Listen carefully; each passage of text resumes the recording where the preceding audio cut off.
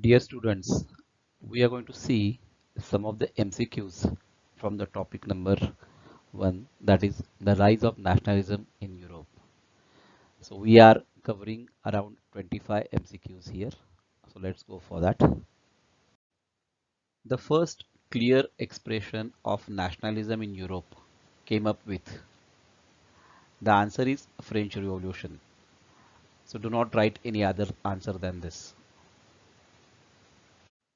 Next question is, nationalism brought about in Europe the emergence of. The options are nation state, modern state, multinational, dynastic state, alliances formed among many European states. As you know, the answer is the nation state. Frédéric Soriot, a French artist, in his series of four paints in 1848, visualized his dream of a world as. The answer is the world made up of democratic and social republics. The ideas of a united community enjoying equal rights under a constitution were expressed by the French as. For this question, there are two answers, La Patrie and La Citoyenne. So when the options will come, you have to write both the options as A and B.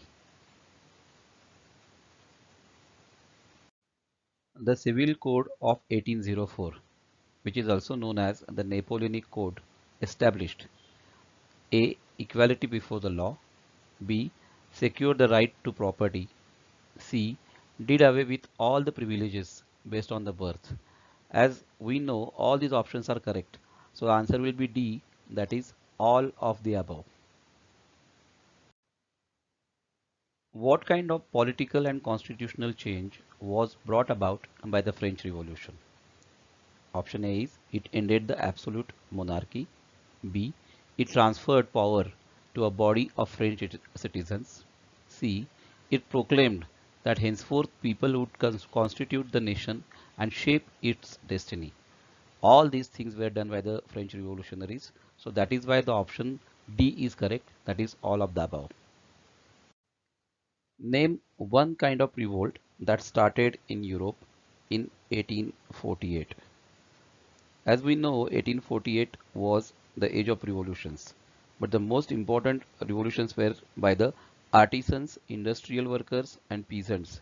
They revolted against the economic hardships. So that is why the option B is correct. The three leaders who helped unification of Italy were. Now this question is little tricky. As we can see, there were four leaders who helped the unification of Italy. They were Joseph or Giuseppe Mazzini, Victor Emmanuel II, Cavour, and Garibaldi. So here we can see that options 1 and 4 includes all these names. So that is why in the options B option is given as 1 and 4. So that option will be correct there. The denial of universal suffrage in Europe led to. Now as we know, universal suffrage means everybody can vote irrespective of their caste, age, gender. So here the answer will be women and non-propertied men organizing opposition movements demanding equal rights throughout the 19th and early 20th centuries because they were not given the voting rights. In politics, liberalism emphasized means gave importance. The first is end of autocracy and clerical privileges, a constitution and a representative government through the parliament. And B option is the inviolability of the private property. Inviolability means you cannot violate the right to have the private property. So option A and B is right.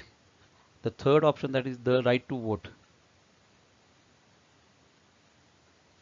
it was given by the radicals and it was for universal adult suffrage. So that is why option A, B is correct. So that is why the D option, that is both A and B, will be correct. Who led the protest movement against the Protestants in Ireland?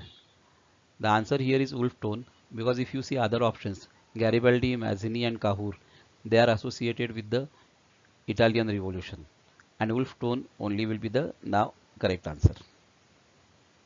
Which new spirit guided European nations after Napoleon's defeat?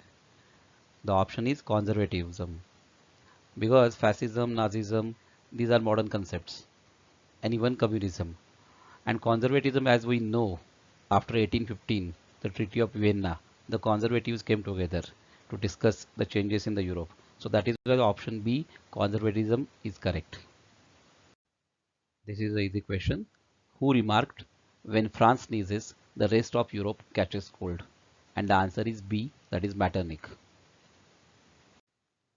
Which country had been part of the Ottoman Empire since 15th century?